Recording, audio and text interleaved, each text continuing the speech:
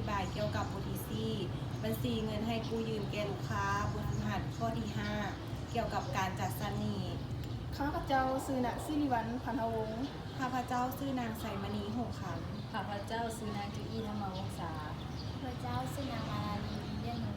ำจะเป็นแนวใดขอเชิญทุกท่านติดตามรับชมและรับฟังไปพร้อมๆกันเลย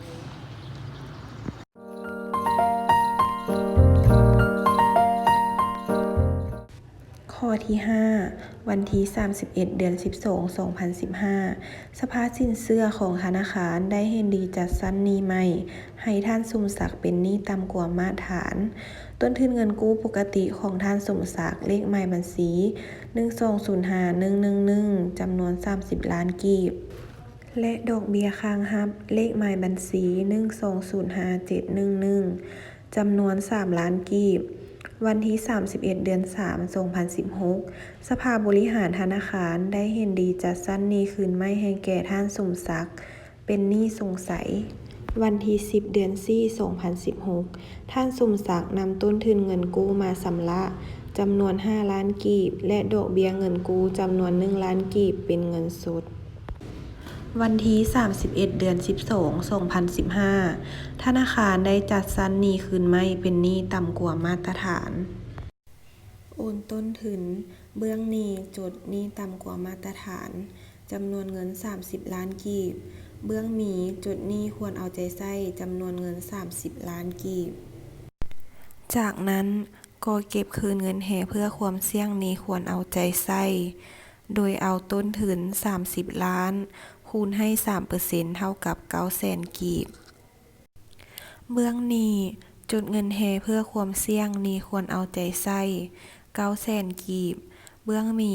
เก็บคืนเงินแห่เพื่อความเสี่ยงในการให้กู้ยืม 900,000 กีบ พร้อมหักเงินแห่หนี้ต่ำกว่ามาตรฐาน 20% โดยเอาต้นทุนคือ 30 ล้านคูณ 20% เท่ากับ 9 ล้านกีบ เบื้องหนี้จดรายจ่ายหักเงินแห่ค่าเสื่อมมูลค่าหนี้ทวงยาก 9 ล้านกีบ เบื้องหมีจดเงินแห่ค่าเสื่อมมูลค่าหนี้ต่ำกว่ามาตรฐาน 9 ล้านกีบ ธนาคารโอนดอกเบี้ยค้างรับไปเป็นดอกเบี้ยค้างรับทวงยาก โดยเบื้องหนี้จดดอกเบี้ยหนี้ทวงยากค้างรับ เบื้องหมีจดดอกเบี้ยหนี้ควรเอาใจใส่ค้างรับจำนวนเงิน 3 ล้านกีบ พร้อมนั้นเก็บคืนรายรับไปบันทึกไว้บัญชีดอกเบี้ยทวงยากรอท่าสะสาง เบื้องหนี้จดรายจ่ายจากรายรับที่ได้ส่งคืนจำนวนเงิน 3 ล้านกีบ เบื้องหมีจดดอกเบี้ยทวงยากรอท่าสะสางจำนวนเงิน 3 ล้านกีบ วันที่ 31 เดือน 3 2016 สภาบริหารธนาคารได้เห็นดีจัดสรรหนี้คืนไม่ให้แก่ท่านสมศักดิ์เป็นหนี้สงสัย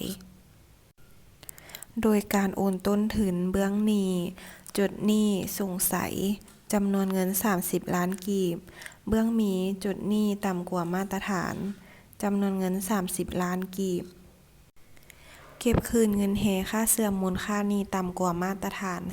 20% โดยเอาต้นทุน 30 ล้านกีบคูณให้ 20% จะออก 6 ล้านกีบ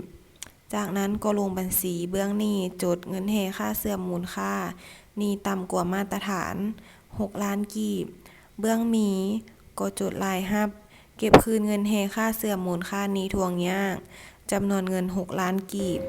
พร้อมหักเงินแห่ค่าเสื่อมมูลค่าหนี้สงสัย 50% โดยการนำต้นทุน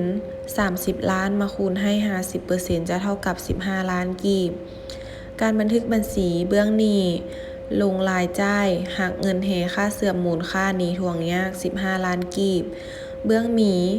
จดเงินแห่ค่าเสื่อมมูลค่าหนี้สงสัย 15 ล้านกีบ วันที่ 10 เดือน 4 ปี 2016 ท่านสมศักดิ์นำต้นทุนเงินกู้มาชำระจำนวนเงิน 5 ล้านกีบ และดอกเบี้ย 1 ล้านกีบเป็นเงินสด รับชำระต้นทุนเบื้องหนี้จดเงินสดจำนวนเงิน 5 ล้านกีบ เบื้องหมีจดต้นทุนหนี้สงสัย 5 ล้านกีบ เก็บคืนเงินแห่ค่าเสื่อมมูลค่าหนี้สงสัย 50% โดยนำต้นทุนที่ได้รับชำระ จำนวนเงิน5ล้านกีบมาคูณให้ 50% จะเท่ากับ2,500,000 กีบโดยบันทึกบัญชีคือเบื้องหนี้จุดบัญชีเงินแห่ค่าเสื่อมมูลค่าหนี้สงสัยจำนวนเงิน2,500,000 กีบเบื้องมีจุดรายรับบัญชีเก็บเงินแห่ค่าเสื่อมมูลค่าหนี้ต้องรับทวงยากจำนวนเงิน2,500,000 กีบเมื่อธนาคารรับชำระดอกเบี้ยหนี้ทวงยากเบื้องหนี้จดเงินสดจำนวนเงิน1ล้านกีบเบื้องมีจดบัญชีรายรับดอกเบี้ยหนี้ทวงยาก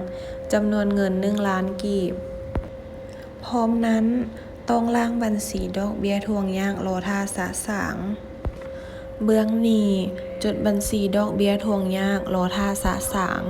จำนวนเงิน1ล้านกีบเบื้องมีจดบัญชีดอกเบี้ยทวงยากค้างรับจำนวนเงิน1ล้านกีบที่ผ่านมานั้นก็คือการอธิบายเกี่ยวกับการจัดสรรหนี้ผิดพลาดประการใดพวกเราก็ขอโทษขออภัยมาอย่างณที่นี้ด้วยส่วนบ่เข้าใจตัวใดก็สามารถคอมเมนต์ถามพวกเราได้สุดท้ายนี้พวกเราขอกล่าวคำว่าสบายดี